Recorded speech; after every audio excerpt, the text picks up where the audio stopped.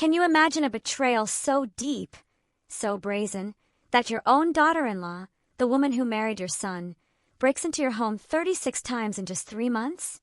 And when you confront her, when you plead with her to stop, she just laughs in your face, telling you you're overreacting, while secretly plotting to destroy your entire life. Pause for dramatic effect. What would you do when your own family declares war? This isn't some made-up Reddit story. This is my life. For 3 months, my daughter-in-law, Megan, treated my apartment like her personal storage locker, rifling through my belongings, always looking for something. I tried to be reasonable. I asked her to stop, but she just scoffed, telling my son I was losing my mind, just a senile old man protecting a meager pension check. Oh, she had no idea. She had no idea she was declaring war on a retired forensic accountant who knows exactly how to bury people with paper. That night, at 2 a.m., the silent alarm tripped. And that's when everything changed. That's when the trap finally closed. It started subtly, insidiously. I'd walk into my apartment, number 4B, and something would be off. A drawer ajar, a picture frame slightly askew. The hallway would reek of cheap vanilla perfume and aggressive ambition, Megan's signature scent. It was the 3rd time that week I found the door unlocked. A lesser man might have shouted, panicked. But I've spent 40 years hunting corporate embezzlement. I know you never interrupt a crime in progress until you've gathered all the variables. I moved silently across the worn carpet toward the bedroom. The door was ajar.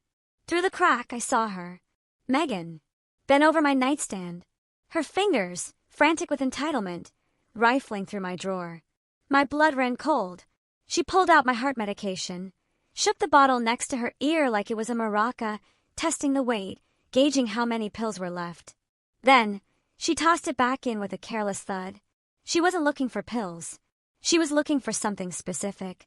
Perhaps cash. Or well, she hoped would detail a fortune I pretended not to have. I watched her for a full minute. I watched her lift the mattress corner, check the pockets of my old wool coat. She moved with the confidence of someone who believed she owned the space and the person inhabiting it. Voice dropping, very calm, almost chilling. Are you looking for a hidden fortune, or just checking if I've expired yet, Megan? My voice was calm, level, bone dry. She didn't jump. She didn't scream. She froze for a fraction of a second, then turned with a smile that didn't reach her eyes. A smile of pure, condescending pity. Oh, Gerald, she cooed, as if I were the intruder. You scared me. I was just stopping by to make sure you hadn't fallen in the shower or forgotten to eat. You know how you get lately confused. Voice cold, deliberate. I looked at the open drawer, at the displaced mattress, then at her. You are checking my medication and lifting my mattress to see if I've eaten? That's a fascinating medical approach, Megan. And you have a key I never gave you. This is the 36th time you've entered this apartment without permission in 90 days. She laughed, a sharp, dismissive sound that bounced off the peeling wallpaper. 36 times? Listen to yourself, Gerald. You're imagining things again. Brandon told me you were getting paranoid. I come here to help you, to clean up.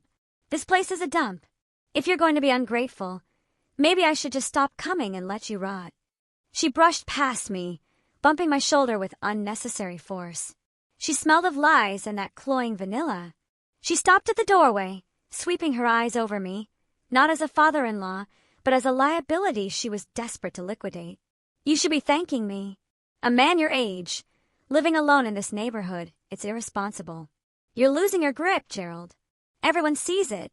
Even Brandon. She walked out, leaving the front door wide open. She didn't care if I was safe.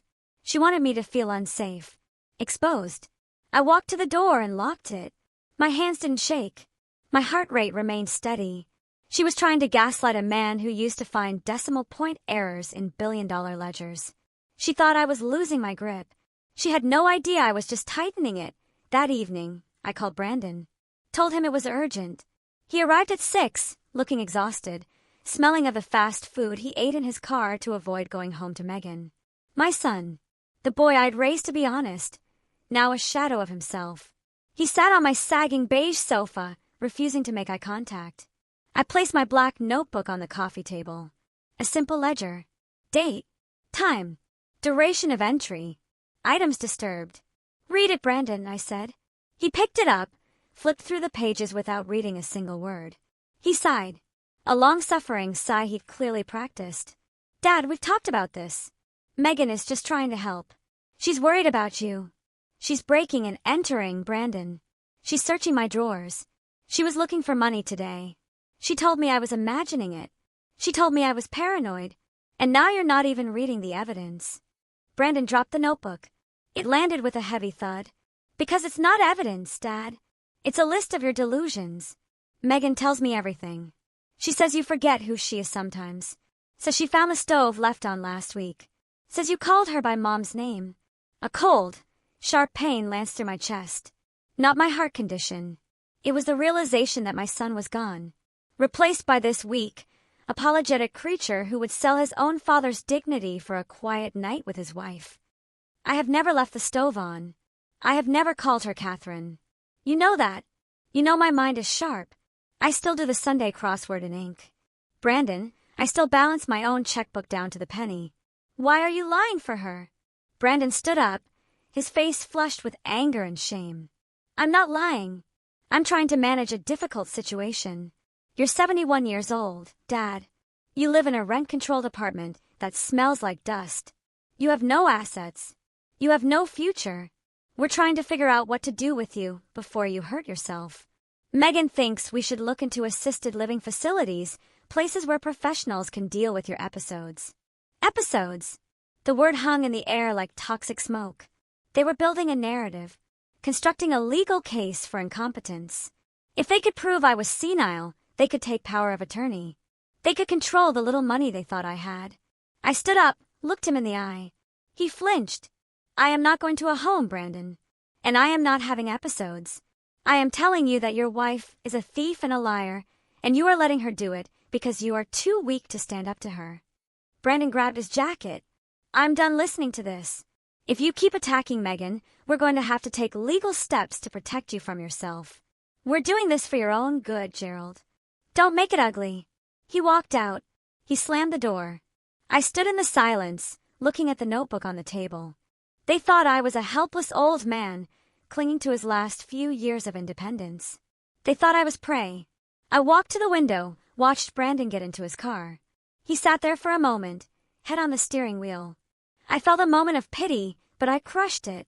Pity gets you killed. Pity obscures the numbers. And right now, the numbers did not add up to a happy family reunion. They added up to a war. The next morning, the air in the apartment felt heavy. I woke with the instinct of a man who knows his perimeter has been breached. Coffee black, toast dry. I sat at my desk, a folding card table in the corner. I kept a stack of decoy files there. Pension plan, medical records. I'd arranged them in a specific geometric pattern the night before. One edge of the blue folder aligned perfectly with the corner of the table. Voice sharp, controlled anger, the blue folder was moved. Off by half an inch. Megan had come back in the night. Or early morning. I'd slept through it. That terrified me more than anything. Nothing was missing from the papers. They were boring documents anyway. But then I looked at the small wooden box on the shelf above. A simple cedar box. Inside, I kept the only thing of true value in this apartment. My wife Catherine's pocket watch. Broken. Stopped ticking the day. She died 5 years ago. Silver, tarnished, worthless to anyone else. But to me, it was the anchor to my past. Voice dropping to a whisper, filled with cold rage. I opened the box. It was empty. The rage that filled me wasn't hot. It was absolute zero. The cold clarity of a judge passing a death sentence. She'd taken Catherine's watch. Not to sell. It wasn't worth $20. She'd taken it to hurt me. To make me frantic. To make me prove to Brandon that I was losing things. I took out my phone. My fingers flew across the screen. Return the watch, Megan. Now. The reply came 3 minutes later. What watch, Dad? You are spiraling. We never saw a watch. Maybe you threw it out with the trash like you did with your mail last week. Check the dumpster. I stared at the screen. She was taunting me. Enjoying this. She thought she was the cat playing with a dying mouse. She thought I would run to the dumpster, call Brandon screaming. She thought I would break. I did not reply. I put the phone down. I walked to the bookshelf. Nestled between a copy of tax codes from 1998 and a dusty encyclopedia was a small black device. It looked like a screw in the shelving unit. It was a high-definition, wide-angle camera with motion activation and night vision. I'd installed it after the 5th break-in. I had never checked it. I wanted to wait until I had enough for a criminal conviction, not just a family argument. But today was the day. I opened my laptop, engaged the encryption software, pulled up the feed from the previous night. Timestamp read 3:01 a.m. The door opened. Megan slipped inside, not in her daytime clothes. She was wearing black, trying to look like a shadow. She moved straight to the desk, flipped through the blue folder, then reached up, took the watch from the cedar box, held it up to the moonlight. She smiled, a cruel twist of her lips. She slipped the watch into her pocket, but she didn't leave. She pulled out her phone, turned on the flashlight app, opened the drawer where I kept my bank statements. My real bank statements, the ones for the checking account I use for bills. Not the big accounts, just day-to-day money. She didn't steal them. She laid them out on the desk. She took photographs of every single page. My social security card, my driver's license, the deed to the burial plot next to Catherine. I froze the frame. Her face, illuminated by the glow of her phone screen. She looked hungry. She wasn't just gaslighting me anymore. She wasn't just trying to put me in a home. She was stealing my identity. She was building a profile to take control of every asset I had the moment I was declared incompetent. I leaned back in my chair. The anger settled into a hard knot in my stomach. They wanted to play games. They wanted to treat me like a senile fool. They wanted to strip me of my history, my dignity. I looked at the screen one last time. Saved the video file. To an external drive. To a cloud server. To a second cloud server. You want the watch, Megan? You can keep it. Because you just gave me something much more valuable. You gave me a motive. You gave me evidence. And you gave me permission to stop acting like a father and start acting like the man who brought down the Enron subsidiaries. I closed the laptop. I did not call Brandon. I did not text Megan. I went to the closet and pulled out my suit, the charcoal gray one, the one I hadn't worn in 5 years. Brushed the dust off the shoulders. Put on a crisp white shirt. Tied my tie with a perfect Windsor knot. I looked in the mirror. The tired old man was gone. Gerald Ollie was back. It was time to visit Beatrice. It was time to open the gates of hell. The glass doors of a Sterling and Kowalski building reflected a man I hadn't seen in a long time. The charcoal suit fit a little looser, but the posture was the same. I walked past security, a gaze that dared them to ask for ID. I didn't stop at reception on the 40th floor. The young man behind the marble counter started to stand, mouth opening to ask if I had an appointment, or perhaps if I was delivering lunch. I simply held up a hand and kept walking toward the corner office. I told him to tell Miss Kowalski that the auditor was here. I knew he wouldn't make the call in time. I opened the heavy oak double doors without knocking. Beatrice Kowalski stood by the window, looking out over the Chicago skyline. She didn't turn immediately. Took a sip from a crystal tumbler. Let the silence stretch. Beatrice was 60, with a reputation that made grown CEOs weep in depositions. A shark in a silk blouse. She turned slowly. Her eyes narrowed, then widened just a fraction. Jerry, she said my name like it was a ghost story. I heard you were tired. Heard you were living the simple life in a walk-up on the south side, feeding pigeons, watching daytime television. I closed the door, locked it. The click echoed in the massive room. I was trying to be. I really was. But retirement doesn't seem to agree with my family. I sat in the leather chair opposite her desk. It cost more than the furniture in my entire apartment combined. I placed the flash drive on the polished mahogany surface. Small, insignificant. Beatrice sat down, looked at the drive, then at me. Is that financial or personal? Voice cold, clinical. It is criminal, I said. She plugged it into her laptop. I watched her face as the footage played. I knew exactly what she was seeing. The timestamp. The unauthorized entry. The theft of the watch. But then she leaned forward. Her professional mask slipped. She saw Megan photographing the documents. Beatrice paused the video. Looked up at me with a sharpness that could cut glass. She's not just stealing trinkets, Jerry. She's building a profile. That is identity theft. That is elder abuse. She is photographing your social security number and your deed. She is preparing to liquidate you. I nodded, leaned back, crossed my legs. I know. She thinks I'm senile. Thinks I'm a confused old man who forgets where he put his keys. She spent 3 months gaslighting me, moving my papers, stealing small items, telling my son I'm losing my mind. She wants to put me in a home, B. She wants power of attorney. Beatrice took a drink, slammed the glass down. We can file a restraining order today. Sue her for civil damages. I can have a sheriff at her door by sunset, serving her with papers that will make her head spin. We can crush her financially, Jerry. Make sure she never gets within 500 feet of you again. I shook my head. No, that's not enough. A restraining order is a piece of paper. A civil suit is a negotiation. She'll play the victim. Cry to Brandon. Tell the judge she was just trying to help her poor, confused father-in-law. She'll get a slap on the wrist. And I'll spend the rest of my life looking over my shoulder. I walked to the window, looked down at the city. Remember the last time I stood in this office? 10 years ago. We just finished the audit on the Peterson account. Found $40 million hidden in shell companies in the Cayman Islands. Didn't find it by looking at bank statements. Found it by looking at the behavior of the CFO. Found it because I know how liars think. Voice resolute, almost a growl. I am not a victim, Beatrice. You know what I used to do. You know who I am. Beatrice smiled. A cold, terrifying smile. You are the man who took down the Cartwright Ponzi scheme using nothing but their own expense reports. You are the forensic accountant who found the money the FBI missed. Exactly. I turned back to her. I do not want to sue her. I want to catch her. I want to build a case so airtight that she won't be able to breathe. I want felony charges. I want prison time.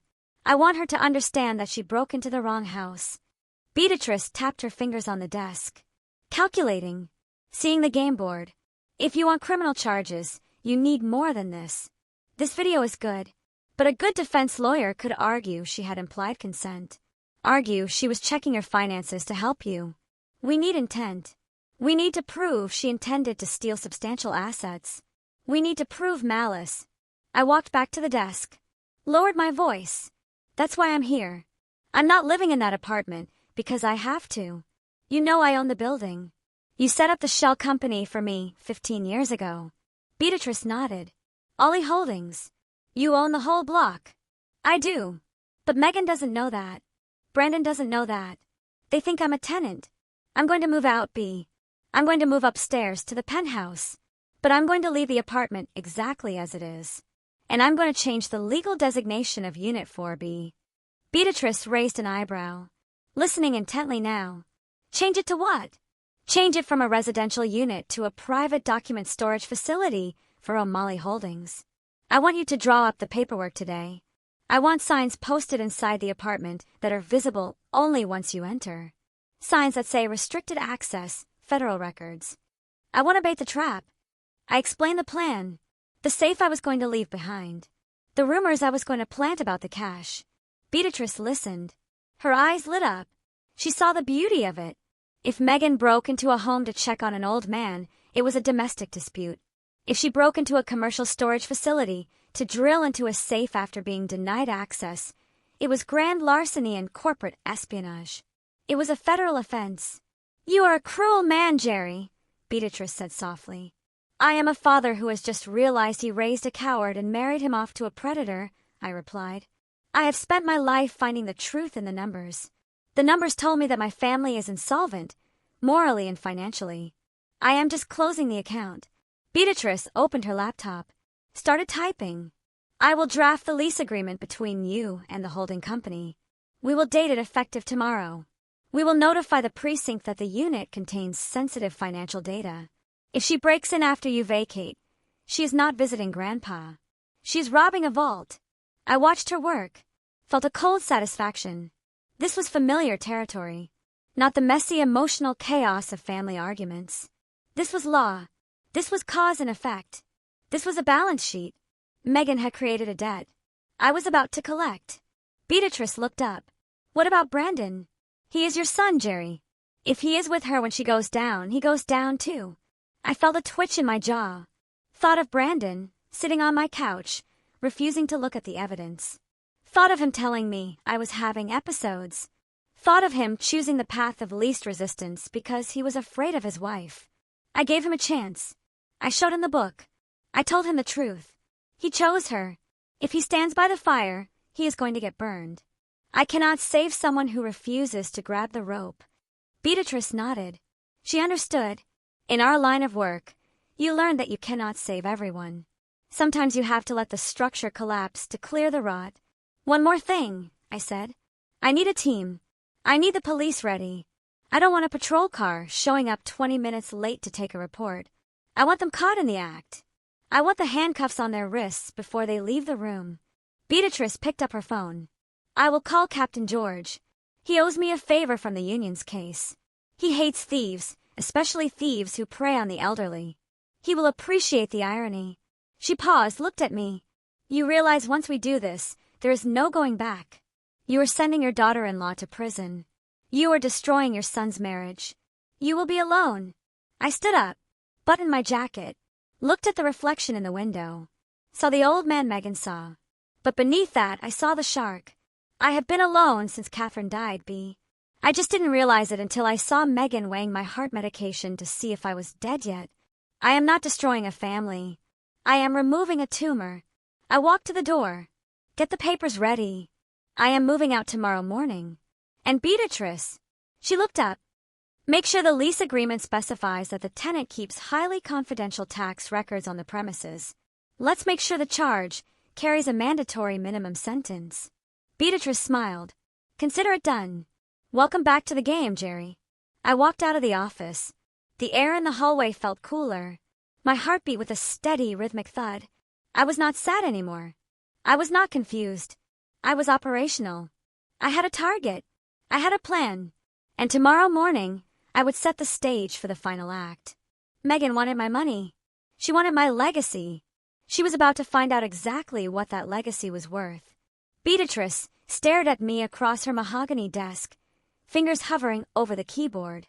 She blinked once, slowly, as if processing a data error. You own the building, Jerry, she repeated, inflectionless. You own the entire Sterling Heights complex, the building where your daughter-in-law thinks you're a charity case. I nodded, took a sip of the sparkling water she'd offered. It was cool and crisp against the dryness in my throat. I bought it in '98, Beatrice. Distressed asset. Developers had overextended themselves on marble lobbies and underdelivered on structural integrity. Picked it up for pennies on the dollar through a blind trust. O'Malley Holdings is the parent company, but I doubt Megan has ever looked past the surface of anything in her life. To her, I'm just the old man who pays rent with a money order every month. She doesn't know I'm paying myself. Beatrice leaned back, a slow smile spreading across her face.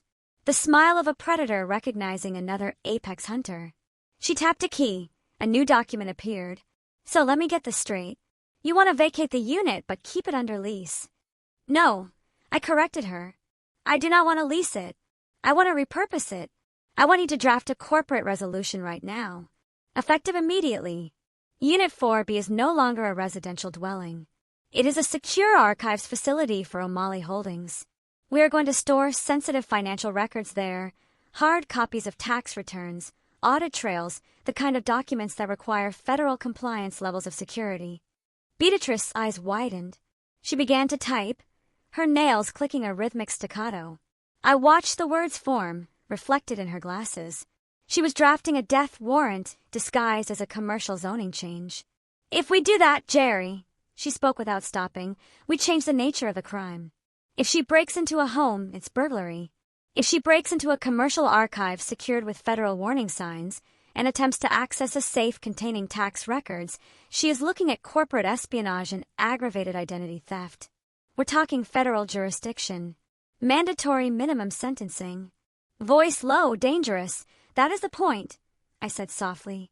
I want the stakes to be so high that she gets a nosebleed just standing in the hallway. I want you to include a clause about proprietary trade secrets.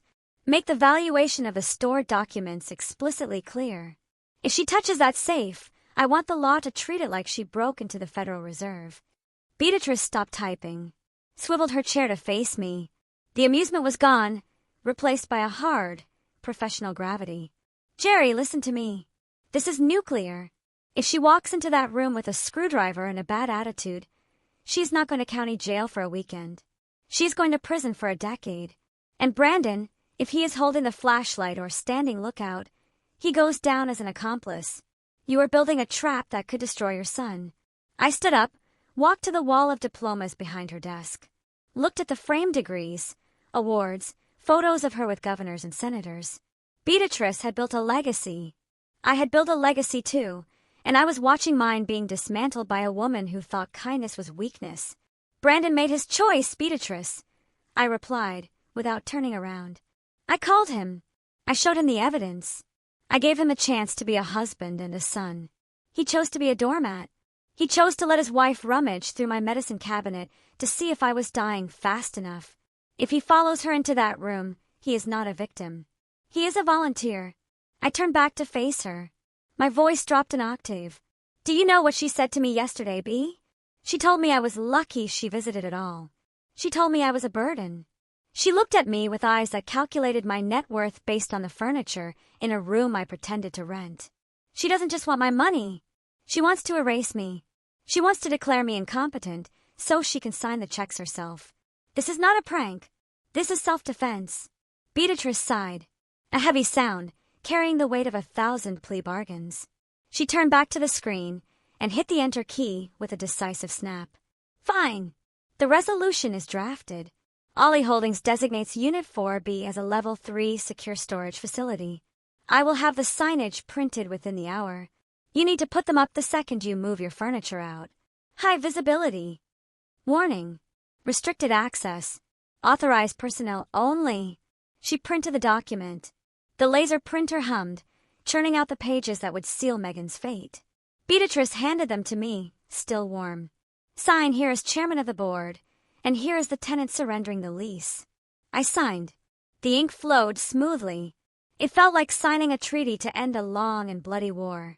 Now, Beatrice said, stacking the papers neatly, we need to talk about the bait. You said you were leaving a safe. Yes, I confirmed. A vintage, formidable-looking steel safe. Bought it at auction years ago. Looks like it could hold the crown jewels. I'm going to bolt it to the floor in the center of the living room.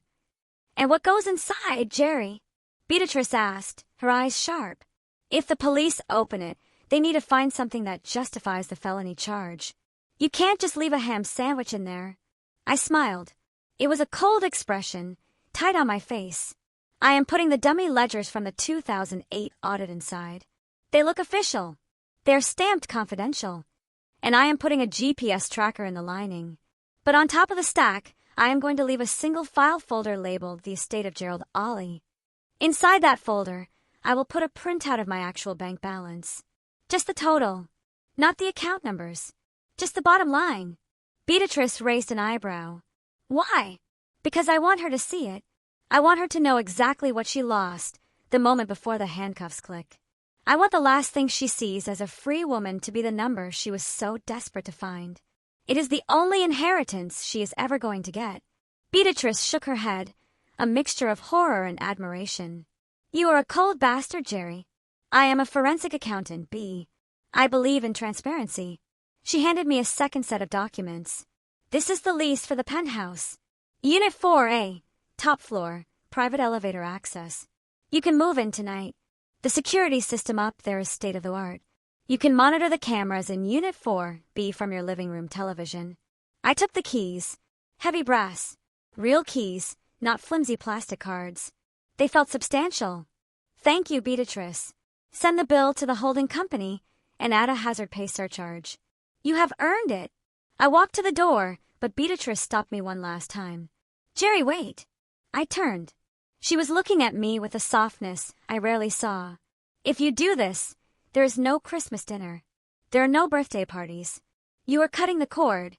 Are you sure you can live with the silence? I thought about the silence in my apartment after Megan left the door open. The silence of Brandon looking at the floor while his wife called me senile. That was the silence of the grave. The silence of the penthouse would be the silence of peace. I have lived in noise for too long, B. I think I will enjoy the quiet. I left her office, stepped into the elevator.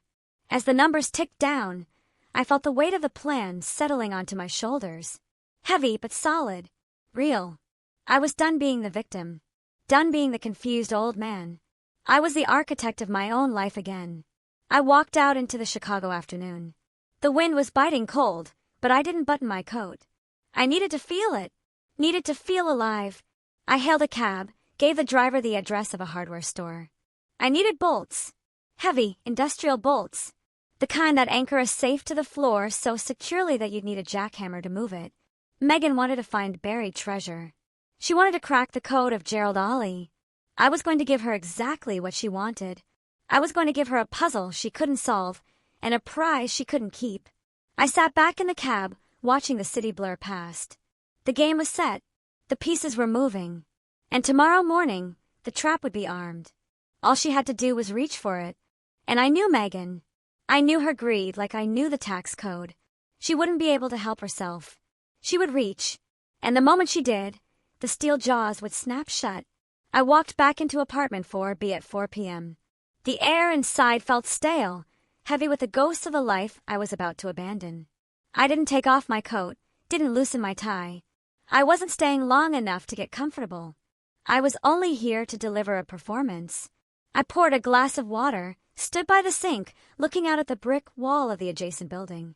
I took a deep breath. This had to be perfect. Loud enough to be heard, private enough to sound like a secret. I knew she was there. Didn't need to see her car, didn't need to smell her cheap vanilla perfume. I felt her presence like a drop in barometric pressure. She was likely in the hallway, ear pressed against the wood. Or perhaps she'd let herself into the vacant unit across the hall, which I knew she used as a listening post. I'd seen the scratches on the lock. She was a creature of habit, and her habit was surveillance. She wanted to know when I died, so she could be the first to find the wallet. Today, I was going to give her something better than a death certificate. I was going to give her a reason to risk everything. I pulled my phone from my pocket, dialed the automated weather service. A safe, neutral background noise for me to speak over. I held the phone to my ear, walked into the living room, positioned myself near the front door. Not too close, just close enough that a voice raised in agitation would carry through the gaps in the frame. I cleared my throat, let the old man slide over me, hunched my shoulders, let a tremor enter my hand. I became the paranoid, confused geriatric she wanted me to be. Voice quivering, agitated. "Listen to me, Mr. Henderson," I said loudly, my voice pitching up into a quaver of frustration. I do not care about the early withdrawal penalties. I do not care about the FDIC insurance.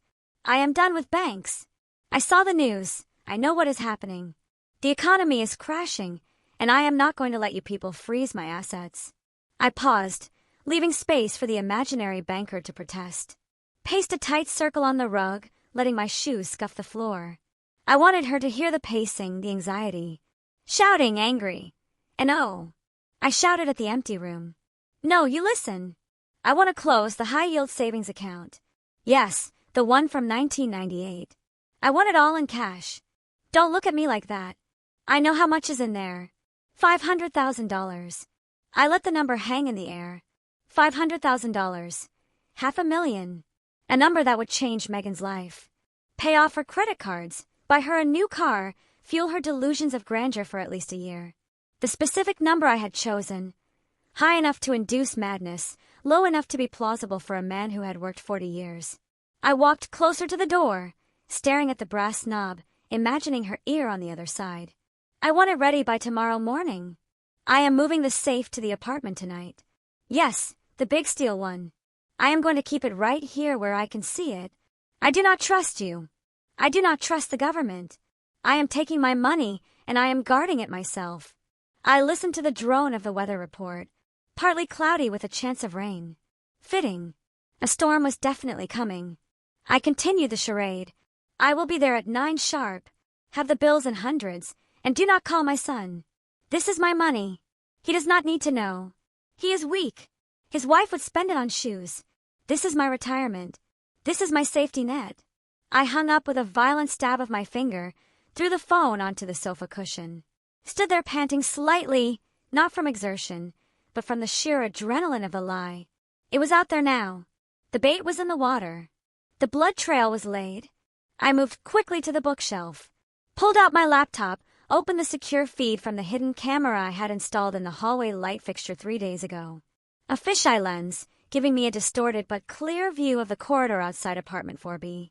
There she was, Megan, standing pressed against the wall next to my door, not even trying to hide, head tilted, eyes wide, unblinking. She looked like a junkie who had just found a bag of heroin on the sidewalk. Her chest was heaving. I could see the greed washing over her in physical waves. It distorted her face, pulling her lips back from her teeth. She pulled her phone from her pocket, fingers flying across the screen. She was texting Brandon. I knew exactly what she was typing. Asterisk, he has $500,000 in cash. He's bringing it here. We have to get it. Asterisk, she looked at my door one last time. Her hand reached out, hovering over the knob. For a second, I thought she might try to break in right then. I tensed, ready to confront her, ready to ruin the plan if necessary. But she pulled her hand back. She was greedy, but not stupid. She knew she couldn't take a safe that wasn't there yet. She knew she had to wait for the money to arrive. She turned and ran down the hallway toward the stairs, moved with a speed I had never seen in her. Energized, motivated. She had a purpose now. She wasn't just checking on a senile old man. She was planning a heist. I closed the laptop, felt a wave of nausea. It was one thing to suspect your family was mercenary. It was another to watch them salivate over your imaginary fortune, like wolves circling a wounded deer.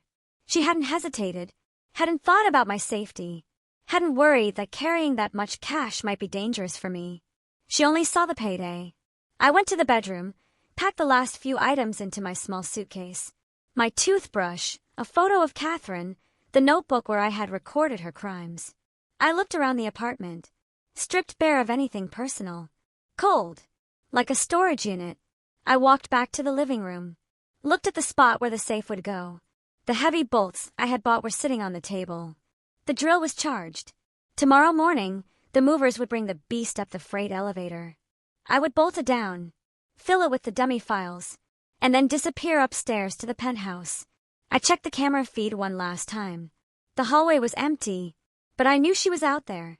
Probably in her car, screaming at Brandon that their ship had finally come in. Probably calculating how to spend the money before she even stole it. I put on my coat, picked up my suitcase, walked to the door and unlocked it, stepped out into the hallway, locked it behind me. The click of the deadbolt sounded final. I didn't take the elevator. I walked up the stairs. 1 flight, 2 flights, 10 flights. I needed the burn in my legs, needed to remember that I was strong. By the time I reached the 40th floor, I was breathing hard, but I felt clean. Keyed into the private elevator lobby of the penthouse. Doors slid open, revealing a world of marble and glass and silence. I walked to the floor-to-ceiling windows, looked down at the city. Somewhere down there, Megan was plotting, making plans, buying tools, whispering to the glass. Let her come. I poured myself a glass of vintage scotch, sat in the armchair, facing the monitors I'd set up on the wall. One screen showed the hallway of 4B. Another showed the interior of the living room.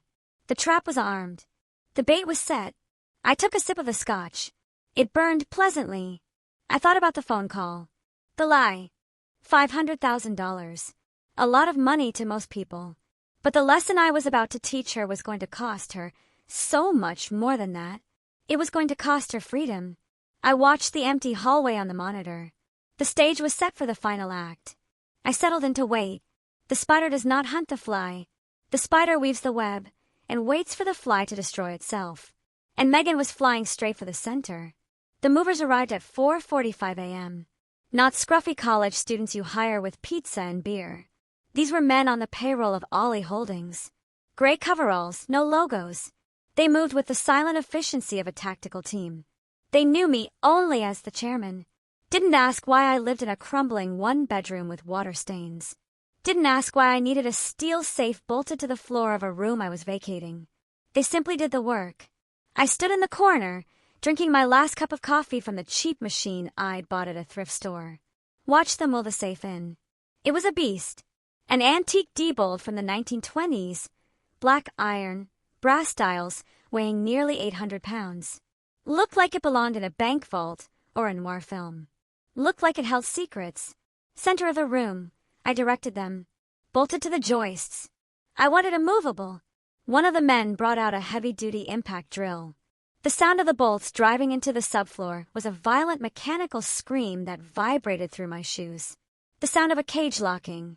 When they were finished, the safe sat there like a monolith. Dominated the empty room. Screamed value. Screamed importance. I walked over. Spun the dial. The tumblers clicked with satisfying precision. Opened the heavy door. The interior smelled of oil and cold steel. I reached into my briefcase and pulled out the bait. First, the dummy ledgers. Thick, leather-bound books, rows of meaningless numbers that looked incredibly important to the untrained eye. Stacked them neatly. Then, the small black box in the back corner. The GPS tracker. Active. Blinking a slow, steady red light. If this safe moved an inch, I would know. Finally, I placed the manila folder on top. Estate of Gerald Ollie Confidential. Inside, the single sheet of paper with the account balance. The cheese in the mousetrap. I closed the door. Spun the dial. Locked it. Next came the signage. Beatrice had sent them over last night. Not handwritten notes. Official, laminated placards mandated by federal compliance standards for secure document storage. I taped the first one to the front of the safe. Warning, restricted access. Federal tax records. Property of O'Malley Holdings archives. I taped the second one to the inside of the front door at eye level.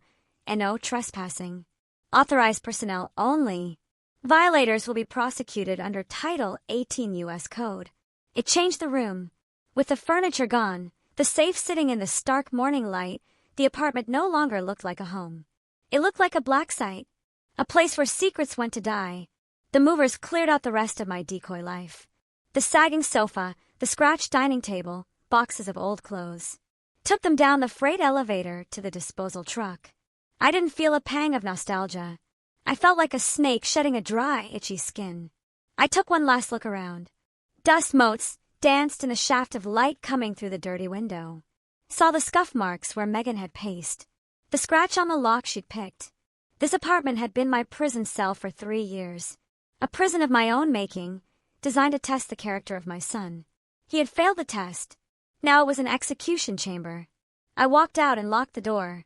Didn't leave the key under the mat. Didn't give it to the super. Put it in my pocket. Walked down the hall to the service elevator. The movers held the door. One pressed his key card. A button lit up that no other tenant could access. PH. The elevator rose.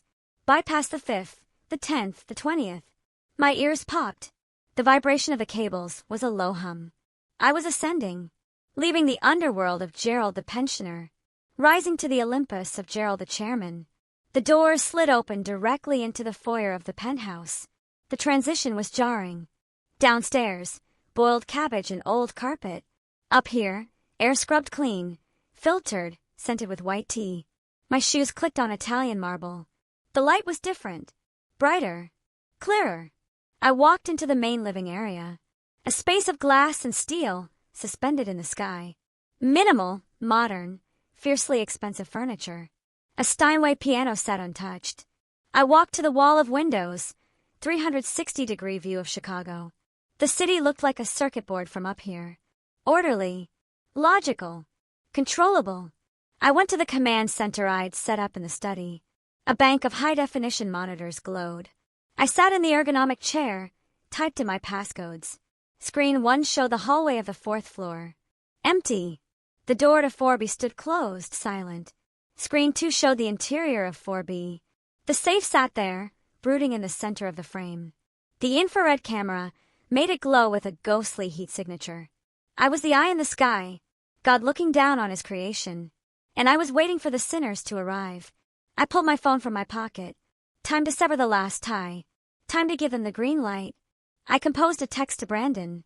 Short. Pathetic. Brandon, I cannot stay here anymore. The city is too loud. I am moving to the country to live with Aunt Sally. Do not come looking for me. I need to be alone with my thoughts. The apartment is empty. I left the key inside. I hit send. Watched the screen. Waited. Aunt Sally, my mother's sister, died of a stroke in 1999. Brandon had been at the funeral. He was 12, carried a wreath. If he cared about me, if he knew anything about my life or history, he would know Aunt Sally was dead. He would know I was either lying or having a complete mental breakdown. He would call the police, call hospitals, panic because his father was claiming to live with a ghost. I watched the phone. 1 minute, 2 minutes. The reply came. Okay, Dad, whatever you want. Stay safe. He didn't remember. Or he didn't care. He just saw an open door. An obstacle removing itself. I put the phone down on the glass desk. The vibration of the notification had barely ceased when I saw movement on monitor 1. It was 9 a.m. The elevator doors on the 4th floor opened. Megan stepped out. Not walking. Practically running. Workout clothes, hoodie pulled up.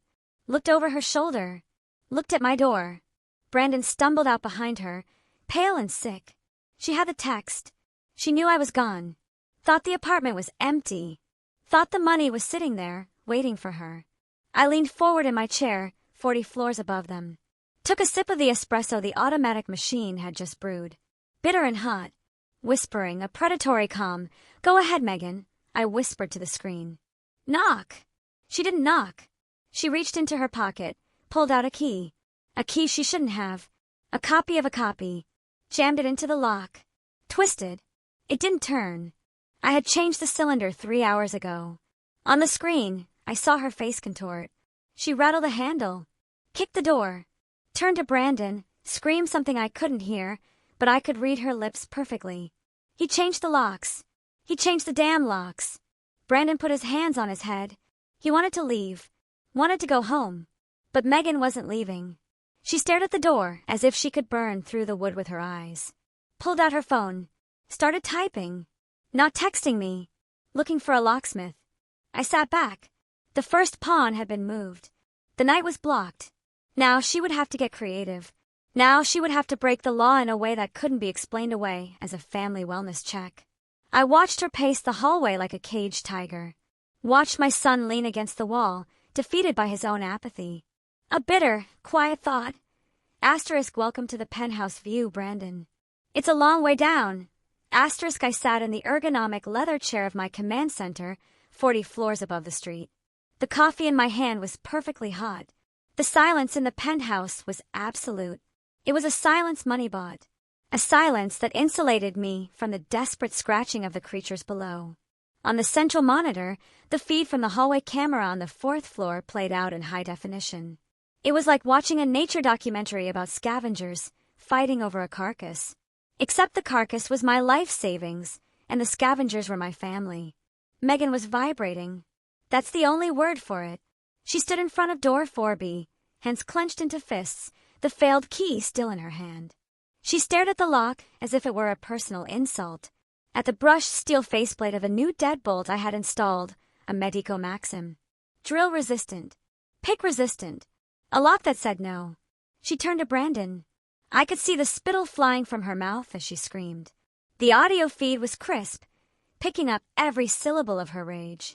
Voice full of uncontrolled fury. Do something, Brandon. She shrieked. Don't just stand there like a statue. Break it down. Kick it in. Brandon looked at the door. Looked at his wife. Looked tired, like a man who had been carrying a heavy stone uphill for 10 years and had just been told he was only halfway to the top. I can't kick it in, Megan, he said, his voice flat and hopeless. Look at it. It's a solid corridor with a steel frame. Dad must have reinforced it. He said he was worried about security. Megan laughed, a sound that scraped against the microphone. Security. He's a paranoid old bat who thinks the government is coming for his imaginary millions. He probably forgot how to use a key. He's probably in there right now counting his pills and drooling. She hammered her fist against the wood.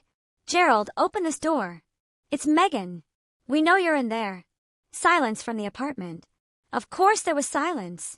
It was empty. The safe was the only occupant, silently broadcasting its location to my server upstairs. She turned back to the lock, grabbed the handle, rattled it violently, throwing her entire body weight against the door. It didn't budge. Not even a millimeter. He said he left the key inside, she hissed. He texted you. He said the apartment was empty and the key was inside. Why would he change the lock if he was leaving? Brandon leaned against the wall, sliding down until he was crouching on his heels, head in hands. Maybe he took the money with him, Megan.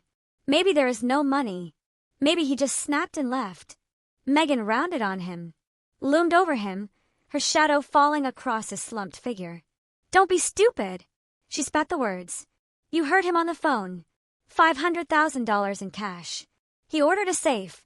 I saw the delivery truck this morning, Brandon. I saw them wheel a massive steel box into this building. He can't move that by himself. He can't carry $500,000 in a suitcase without having a heart attack. It isn't there. It is sitting on the floor waiting for us, and you are going to help me get it. I took a sip of coffee. Work himself to death. Brandon worked 20 hours a week as a freelance consultant, which mostly involved playing video games and waiting for me to wire him money. But in Megan's narrative, they were the victims. The martyrs. Brandon shook his head weakly. He's not dead, Megan. There is no inheritance yet. Megan stood up, smoothed her tracksuit. Her face settled into a mask of cold determination. He might as well be. He went to the country to die with a ghost. He abandoned this place. Possession is 9/10 of the law. If we get inside and find the cash, it's ours. No one knows it exists. He told the bank not to call you. He hid it from the government. It's untraceable, Brandon. It's a gold mine, and we are going to take it. She pulled out her phone again, started scrolling. I called a locksmith an hour ago. He said he wouldn't touch it without proof of ownership. Coward. She paced the length of the hallway. 3 steps one way, 3 steps back. A tiger in a zoo, pacing the fence line, looking for a weakness. She stopped in front of the door again, ran her hand over the frame, searching for a hidden key, a loose hinge. Nothing. We need tools, she said suddenly. Brandon looked up. What? Megan, cold, calculating. We need a crowbar. A heavy one. And bolt cutters. And maybe a drill. If we can't pick the lock, we destroy it. We come back at night. When the building is quiet, when the doorman is asleep. Brandon stood up, terrified. Megan, no. That's breaking and entering. That's a felony. If we get caught. Megan, screaming, desperate. If we don't get that money, my life is over. She screamed it. Her voice cracked. For a second, I saw the fear behind the greed. She was desperate. She had built a house of cards on a foundation of lies and spending, and it was collapsing. She needed that money not just to buy things, but to breathe.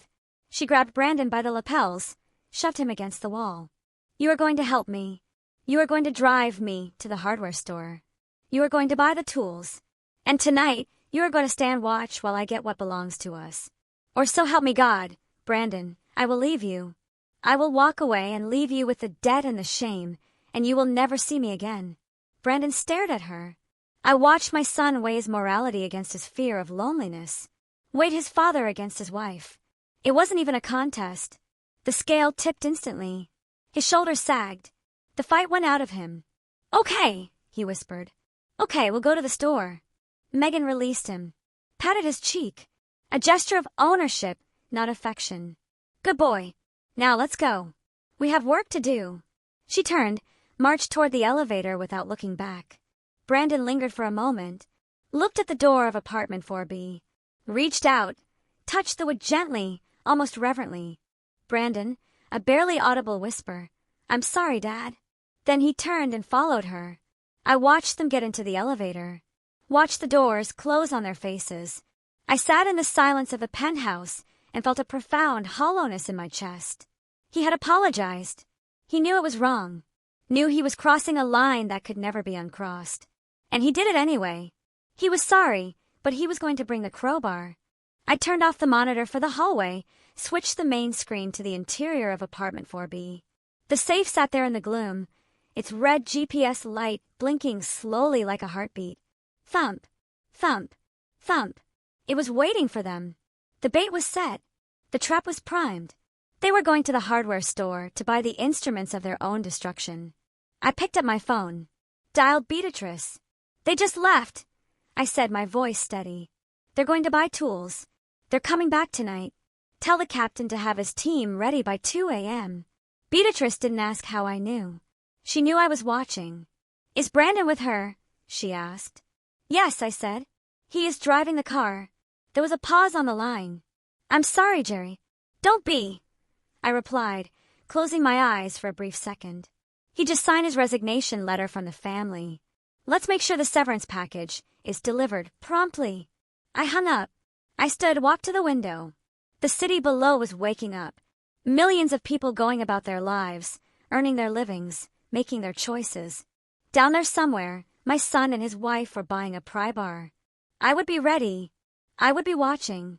And when they broke that seal, they would find out that the only thing in that safe was the truth. And the truth, as they say, will set you free. But first, it will put you in handcuffs. The sun began to dip behind the steel canyons of the city, casting long purple shadows across the floor of the penthouse. I sat in the dark, illuminated only by the cool blue glow of the monitor array. I had not moved from the chair for hours. I was a sentinel, a ghost haunting my own building. The silence up here was profound. But on the screen, the drama was playing out in grainy silence. At 5:45, Megan played her last card before violence. She returned to the hallway, not with a crowbar, but with a man in greasy coveralls carrying a heavy tool bag. A locksmith, not a reputable one. I ran a quick search on the logo on his shirt. AL's Unlocks. 1-star reviews. Known for overcharging and asking 0 questions. Perfect for Megan. I zoomed in. Watched them argue in the hallway. Megan gesturing wildly, pointing at the door. Spinning a lie I could almost hear through the screen. My father is sick inside. He locked himself in. We lost the key. The locksmith looked bored. Knelt down to inspect the lock. I leaned forward. This was the test of the hardware.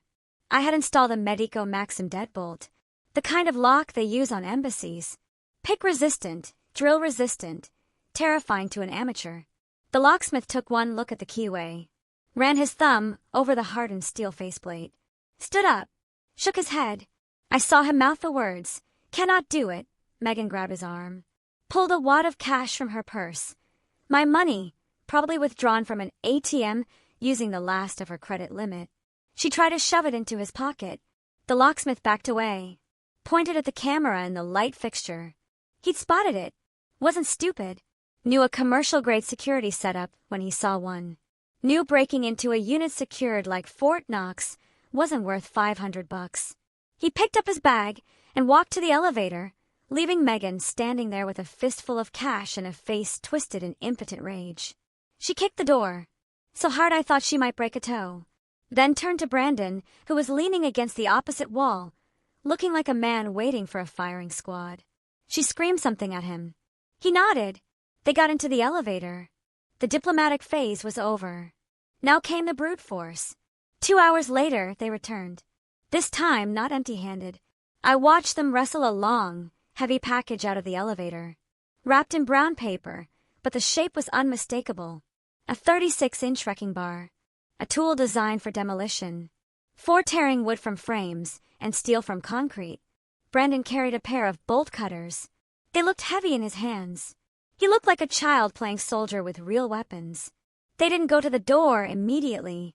They went into the vacant unit across the hall. I had left it unlocked, knowing they used it as a staging ground.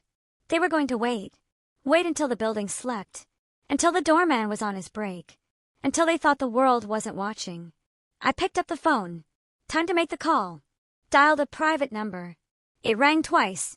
"Chief," I said. "Gerald." The voice on the other end was gravel and smoke. George Miller, chief of police for the precinct. We'd played poker together every Thursday for 10 years before Catherine got sick. A good man who'd seen too much bad in the world. "I haven't heard from you in a year. Is everything all right?" I looked at the monitor. At the wrecking bar leaning against the wall in the vacant apartment across the hall. "No, George, it isn't. But it's about to be. I have a situation at the Sterling Heights building." I told him everything. Didn't dress it up. Gave him the facts, just like I used to give the district attorney the numbers. The break-ins, the identity theft, the safe and the trap. That in a few hours, 2 suspects were going to attempt a forcible entry into a unit designated as a secure corporate archive. George listened. Didn't interrupt. When I finished, a long silence. "Your own son, Jerry?" he asked heavily. "My own son," I confirmed. He is driving the getaway car, George. He is holding the bolt cutters. I heard the scratch of a match and the exhale of smoke.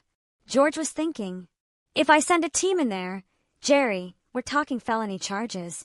Armed burglary, if they have a crowbar. That's a weapon in the eyes of the law. Once the cuffs go on, I can't take them off just because you get cold feet. The DA will eat this up. It's a slam dunk. I looked at the image of Brandon on the screen, sitting on the floor of the vacant unit, staring at the wall. He looked lost, but he was there. He had made his choice. Voice hard, unwavering. I won't get cold feet, George.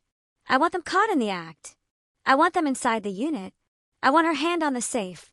I want the charges to stick so hard that she will need a chisel to get them off. All right, George said. I'll send a tactical unit. No sirens. We'll come in silent. Secure the perimeter at 1 a.m. When do you think they'll move? 2 a.m., I said. That's when the night shift doorman takes his lunch break. She knows the schedule. She watches everything. 2 a.m. it is. I'll be there personally, Jerry. I want to see this. Thank you, George. Don't thank me. You're doing the hard part. I'm just taking out the trash. I hung up. The sun was completely gone now. The city outside was a grid of electric light. I felt a strange sense of detachment, observing a train wreck in slow motion. I had laid the tracks. I had built the engine. But they were the ones shoveling the coal. I watched the screen for hours. They sat in the dark across the hall, ate sandwiches from a gas station, argued in whispers. Megan pacing again, agitated, checking her watch every 3 minutes, fueled by a toxic mix of adrenaline and avarice, thinking about the money, spending it in her head, $500,000, enough to fix everything, to bury the mistakes. She didn't know that the only thing she was going to find in that safe was a mirror. At 1:30 a.m., I saw movement on the street below. 2 unmarked vans pulled up to the service entrance. Men in dark uniforms stepped out, moved like shadows. George's team. Entering the stairwell, moving into position.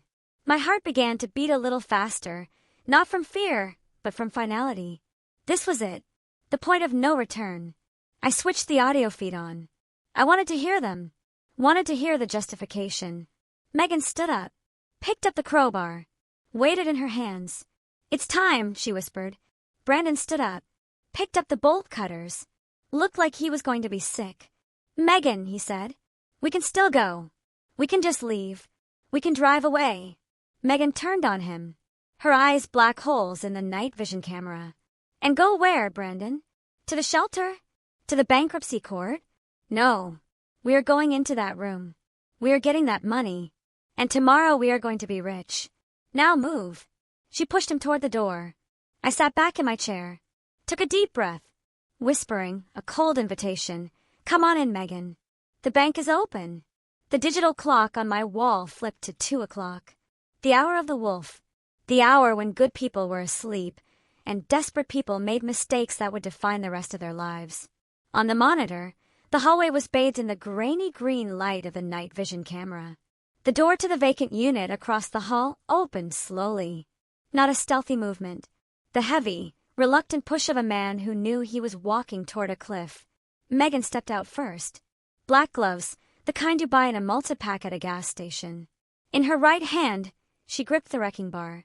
A cold piece of hexagonal steel, 36 inches long, heavy enough to kill a man or pry a house off its foundation. She moved with a jerky, frantic energy. Her head snapped left then right, checking for the elevator, checking for the ghost of a witness. There was no one, just the silent lens of my camera, watching her every twitch. Brandon followed her, carried the bolt cutters across his chest like a holy relic he was afraid to drop. He was sweating. I could see the sheen on his forehead, even in the low light. He looked at the camera and the light fixture. For a second, our eyes met across the digital divide. He didn't see me, but I saw him. I saw the child I had taught to ride a bike. The boy who had cried when his goldfish died. Now he was a man about to commit a felony because he was too terrified to say no to his wife. They reached my door. Megan didn't hesitate, didn't knock, didn't listen. She jammed the flat end of the wrecking bar into the gap between the door and the frame. The sound was a sharp metallic bite that must have echoed like a gunshot in the silent hallway. She leaned her weight into it. The wood groaned. A dry, high-pitched sound of structural failure. The Medico lock I had installed was a masterpiece. It wouldn't pick, wouldn't drill. But a lock is only as strong as the wood it is bolted to. Megan wasn't attacking the lock. She was attacking the architecture. She grunted a raw, animalistic sound of effort, put her boot against the wall for leverage and pulled. A sudden, sharp sound, crack. The sound came through the speakers, crisp and violent. The door frame splintered. A piece of trim flew off, hit the opposite wall. The deadbolt held fast to the strike plate, but the wood around the strike plate tore away. The door popped open with a shuddering bang, swinging inward into the darkness of apartment 4B. They froze, stood in the doorway, breathing hard, waiting for a shout, waiting for a siren. There was only silence. The apartment was a black mouth waiting to swallow them. Megan, hissing, go! They stepped across the threshold. Instantaneously, a red banner flashed across my monitor screen. Silent alarm activated. Priority 1. Dispatch notified. There was no siren in the apartment. No flashing lights. The beauty of a commercial-grade silent alarm.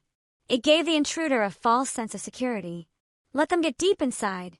Let them get comfortable. Ensured that when the police arrived, the suspects wouldn't be running away.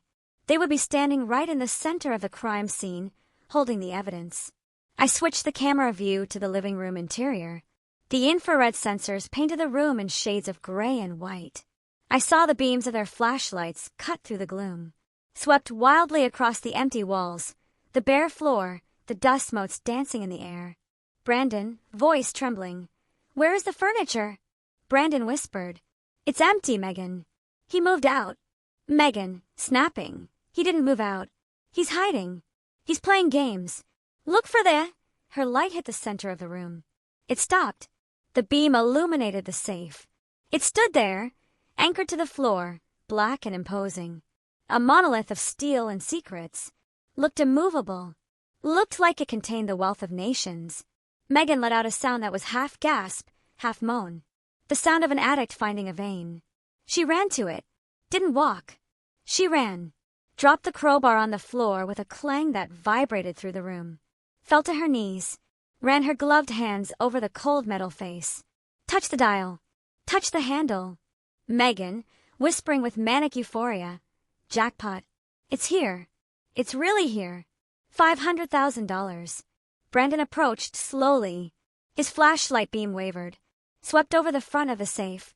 Illuminated the bright red laminated sign I had taped there hours ago. Warning. Restricted access. Federal tax records.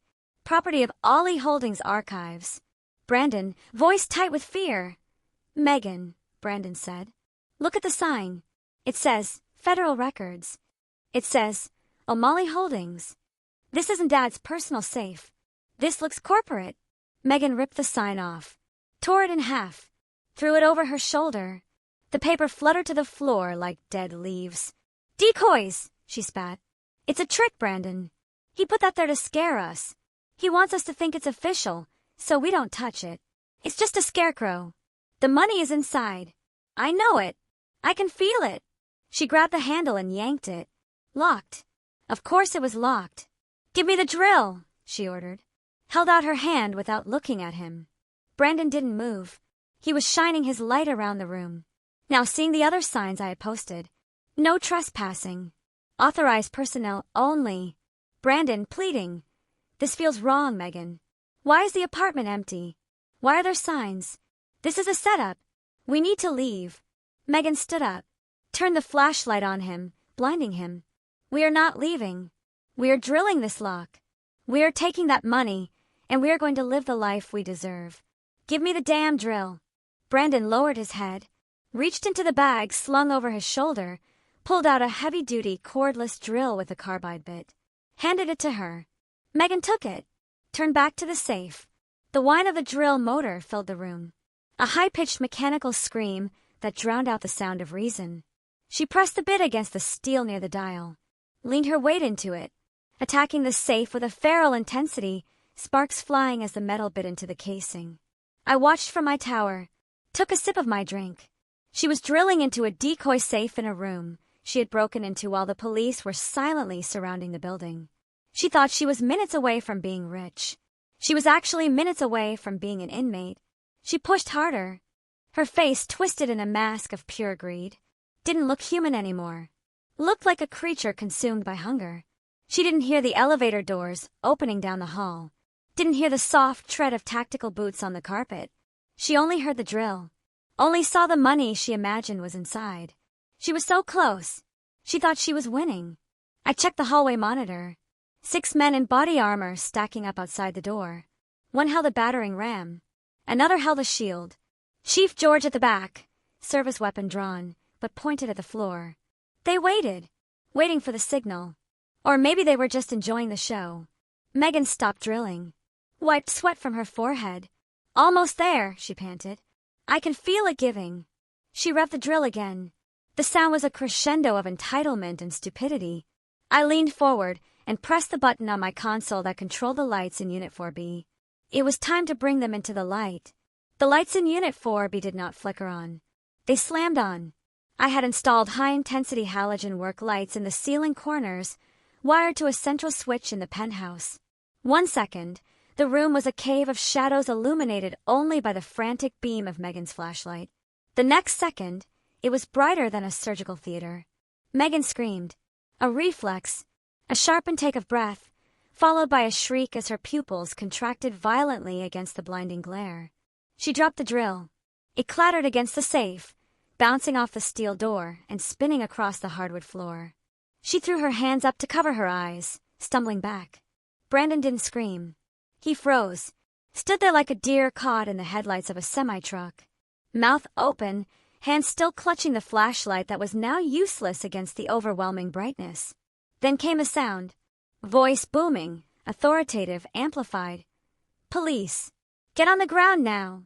The voice was amplified, booming from the hallway. Not a request. A command that vibrated in the chest.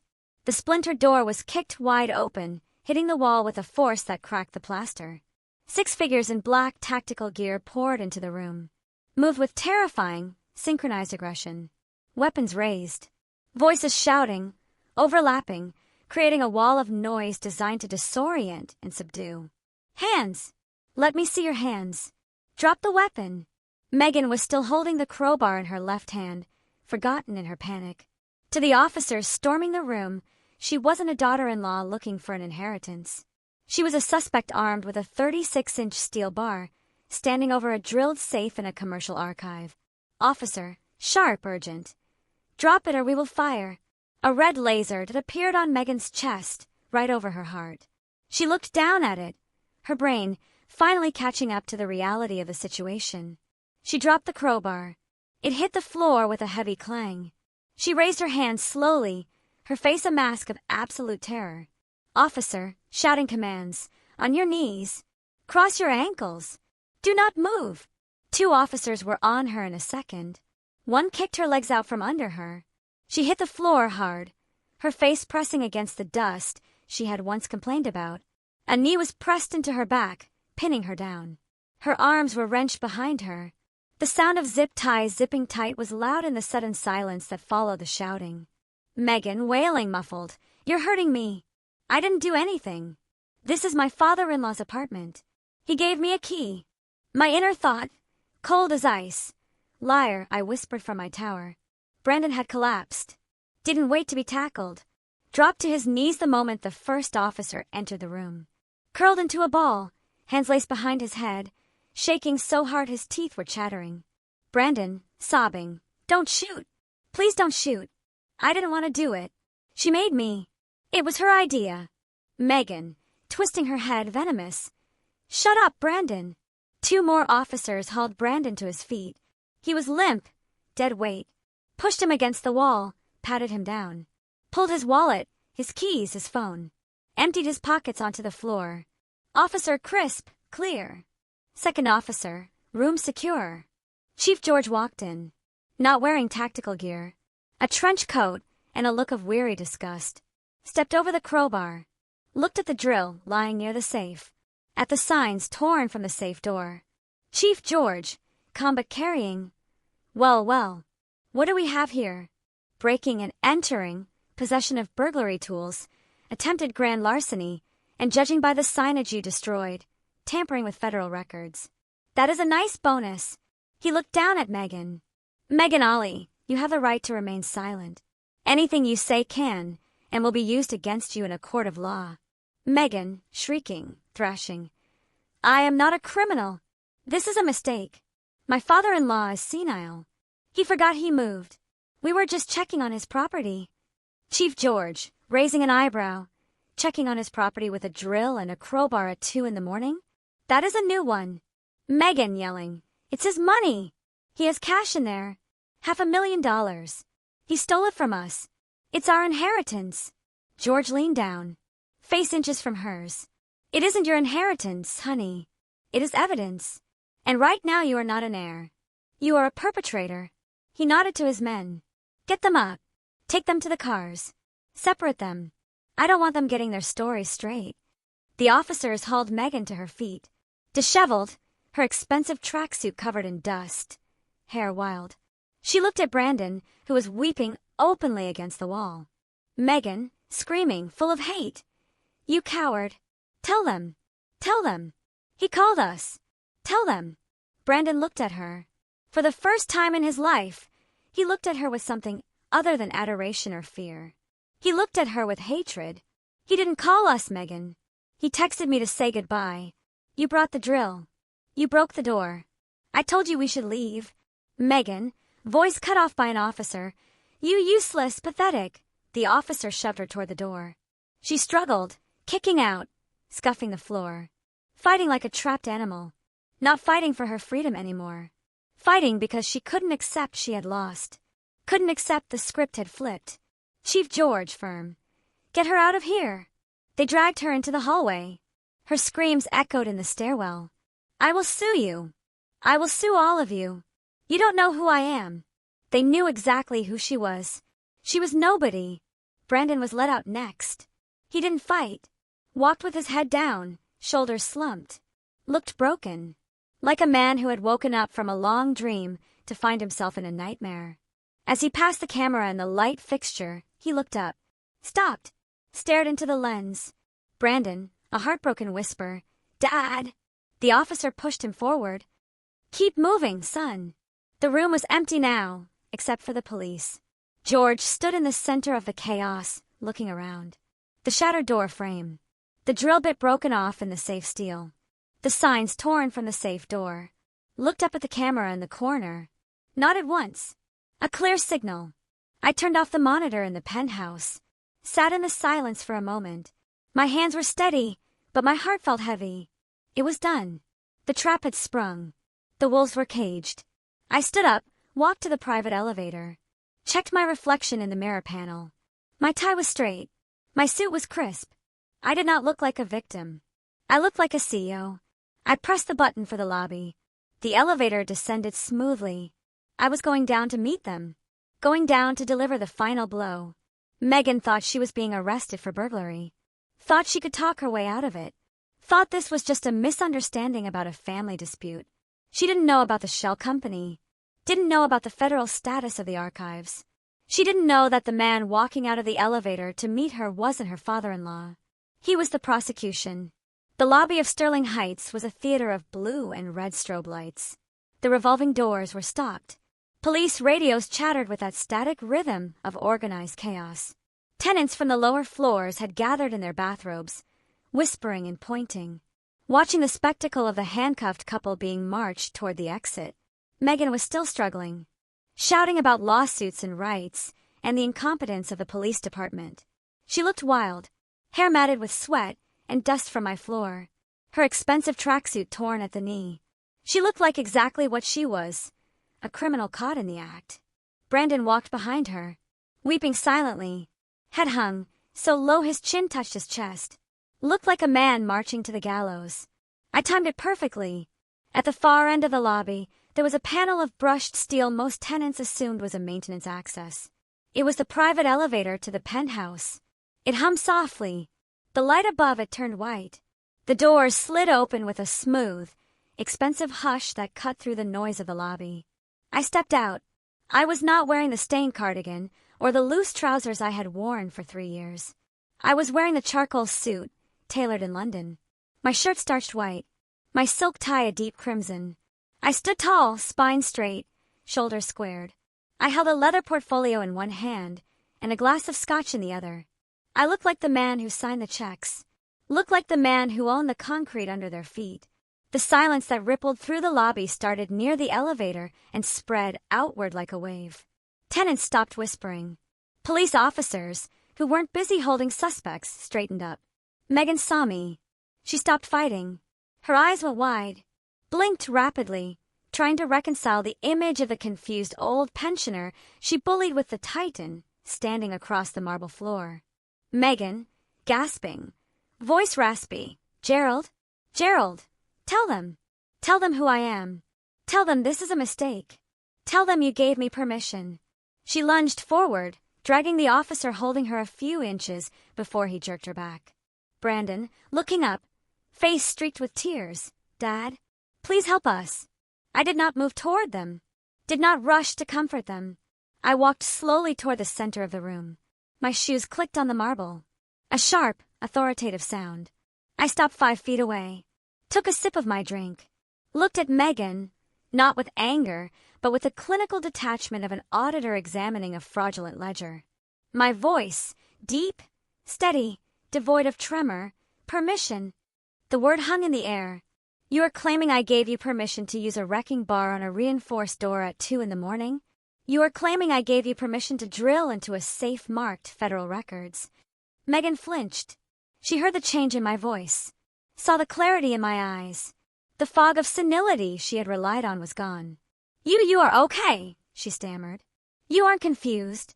I smiled, the smile of a shark who just tasted blood in the water. I have never been confused, Megan. I have been patient. There is a difference. Chief George walked over to me, holstered his weapon, nodded respectfully. Mr. Ollie, we secure the suspects inside the archives room. They had breached the outer door and were attempting to breach the containment unit. We have the tools and evidence. We have the video feed you provided. It is a clean catch. Megan looked between us. Her brain was misfiring. Mr. O'Malley, she whispered. Why is he calling you that? Why is he talking to you like that? You're just a tenant. You live in 4B. You're nobody. I handed my glass to a passing officer who took it instinctively. I stepped closer to Megan. I wanted her to see the stitching on my lapel. Wanted her to smell the expensive scotch. I do not live in 4B, Megan. I stage 4B. I live in the penthouse. I have lived there for 15 years. I gestured around the lobby with a sweeping motion of my hand. I do not pay rent here. I collect it. I am the chairman of Ollie Holdings. I own this building. I own the building next door. I own the commercial park where your husband used to pretend to work. Brandon made a sound like a dying animal. Fell to his knees again, dragging the officers down with him. You own it, he choked out. You have money. You have millions. And you let us live like this. You let us struggle. I looked down at my son. The disappointment was a cold stone in my gut. I did help you, Brandon. I paid your tuition. I paid for your wedding. I paid your rent for 3 years when you said you were struggling with your startup. I helped you until my back broke from carrying you. But you didn't want help. You wanted a handout. And when I stopped giving it, you decided to take it. I turned back to Megan. She was shaking her head slowly back and forth. No, this is a trick. This is another one of your delusions. You're poor. You're old. You can't be this. I pulled a document from my leather portfolio. The fresh court order Beatrice had drafted. The seal of the federal district court. This is not a delusion, Megan. This is a federal complaint. You see, when you broke into Unit 4B, you didn't break into a private residence. You broke into a designated corporate archive facility housing sensitive financial data and federal tax records. I held the paper up so she could read the header. That makes this corporate espionage. That makes it aggravated identity theft. That makes it a federal crime with a mandatory minimum sentence that will ensure you are an old woman by the time you see the outside of a cell.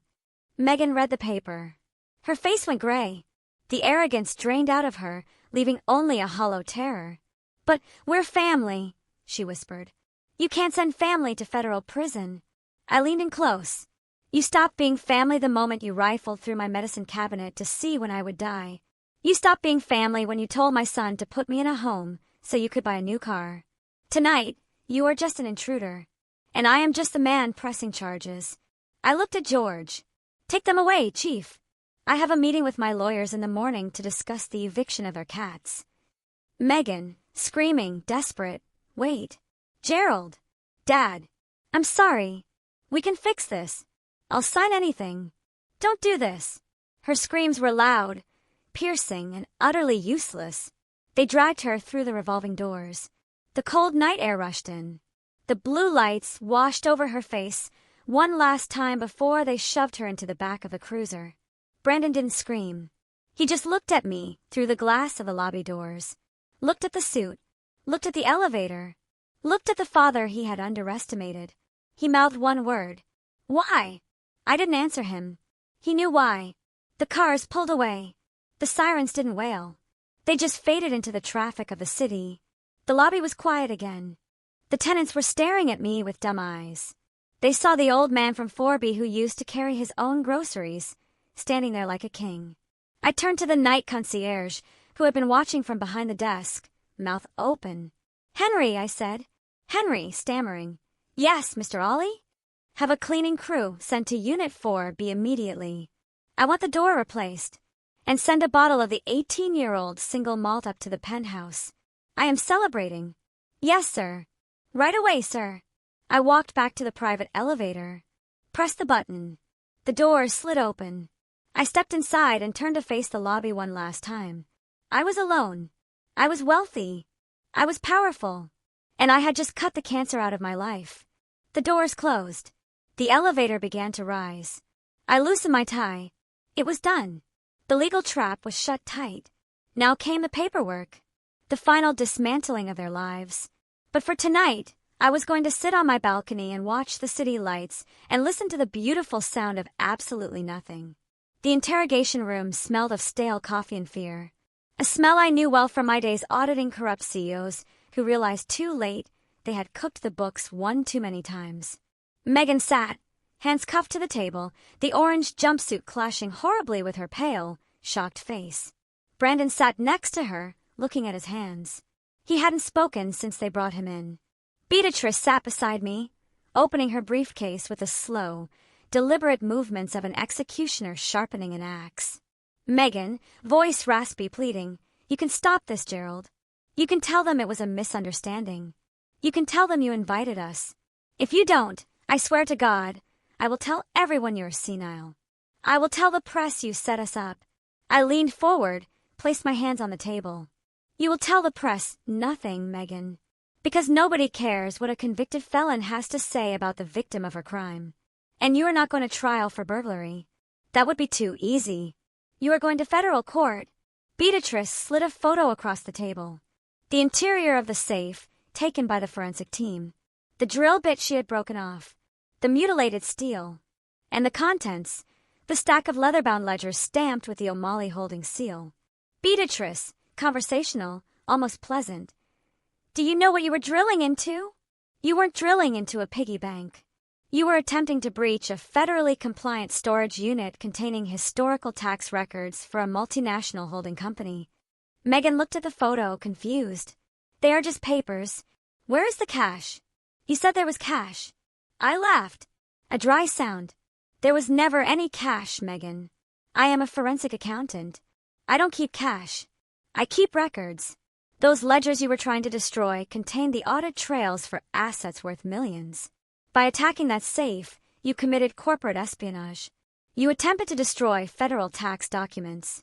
Do you know what the mandatory minimum sentence is for that? Beatrice answered for her. 10 years, no parole. And since you crossed state lines to buy the burglary tools, we are adding trafficking in criminal instruments to the list. You are looking at a decade in a federal penitentiary, Megan. You will be 40 years old when you get out. Megan's face crumbled. The arrogance, the anger, the entitlement, it all evaporated, leaving behind a terrified child. She looked at Brandon. Do something. He is your father. Make him stop. Brandon looked up, his eyes hollow. He looked at me. "Dad," he said softly. "Please. She is my wife. We have a life. We just wanted to get ahead. We were desperate. You have so much. Why couldn't you just help us?" I looked at my son, the man who had stood by while his wife stole my dead wife's watch, the man who had agreed to put me in a home so he could inherit a fortune he hadn't earned. "I did help you, Brandon," I said. "I paid your tuition. I paid for your wedding. I paid your rent for 3 years when you said you were struggling with your startup.